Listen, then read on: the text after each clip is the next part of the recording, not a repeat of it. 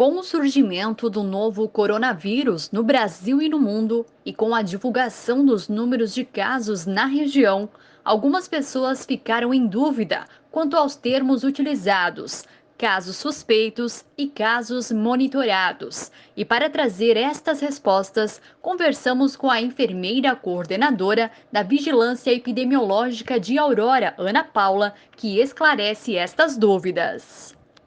A partir da segunda quinzena do mês de março, o Brasil tornou suspeito todos os casos com síndrome gripal.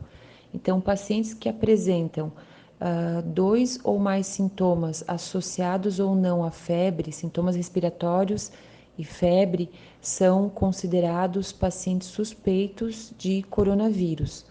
Então, esses pacientes, eles são definidos como suspeitos e também como pacientes monitorados. Então, os pacientes que apresentam síndrome gripal leve, com febre branda, tosse, espirro, coriza, dor no corpo, mas que não têm alterações significativas, como dispneia intensa, aquela dificuldade de respirar, febre importante ou outros sintomas mais graves, eles são suspeitos monitorados. Então, são pacientes com síndromes gripais que devem manter isolamento domiciliar. Eles permanecem suspeitos até o final, a remissão dos sintomas ou o término dos 14 dias de atestado que eles têm para ficar em casa em isolamento. Os casos somente ditos como suspeitos, eles podem estar internados ou sendo monitorados em domicílio. Então, quando a gente fala paciente monitorado, é um paciente suspeito que está sendo monitorado no domicílio, porém não efetivou a coleta para a detecção do vírus do coronavírus, né? São pacientes que não se enquadram para haver coleta, até porque a coleta, conforme nota técnica do Ministério da Saúde, ela só deve se proceder para pacientes com um quadro clínico de SRAG, que é Síndrome Respiratória Aguda Grave. São pacientes que obrigatoriamente necessitam de internação em hospitais, seja ela em clínica médica ou em UTI. Então, para definição de caso, a gente tem suspeito monitorado, que é o paciente domiciliado com síndrome gripal leve, suspeito internado, que são pacientes com síndromes gripais que estão internados, que têm um quadro de gripe, né, com dois ou mais sintomas e que desenvolveram a SRAG, que é Síndrome Respiratória Aguda Grave, e nós temos os casos confirmados. Esses casos confirmados são aqueles que previamente eram suspeitos, que foi coletado o exame e após o exame foi detectado o vírus do coronavírus e assim ele foi determinado como confirmado. Então, confirmado somente após exame laboratorial.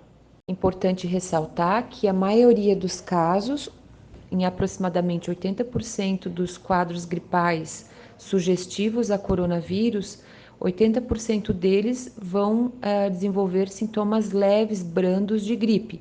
Alguns deles já assintomáticos, ou seja, pessoas que têm o vírus, mas não desenvolvem nenhum sintoma.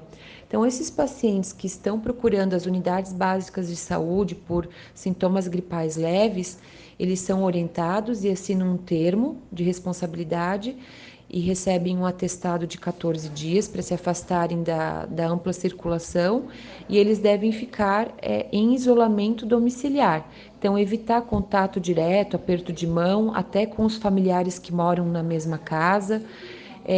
Se espirro, tosse, enfim, fazer com o antebraço, né, evitar que essas secreções sejam proferidas num ambiente onde tenham demais pessoas, evitar contato pessoal, manter o ambiente arejado, então manter a casa arejada, fazer a questão da etiqueta da tosse, se precisar falar com alguém que seja mantendo uma distância de aproximadamente 2 metros.